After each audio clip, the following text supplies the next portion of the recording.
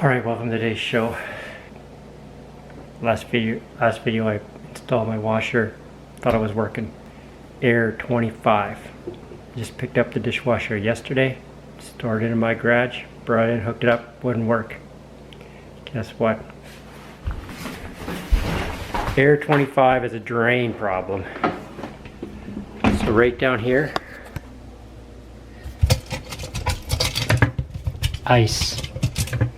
Big chunk of ice was frozen. Alright, so if you get a dishwasher and it's winter and it's Manitoba, pull the drain out and check for ice. That's all I have to tell you today. E25 is a drain problem. Check for ice.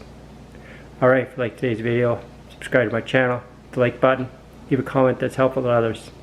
Later.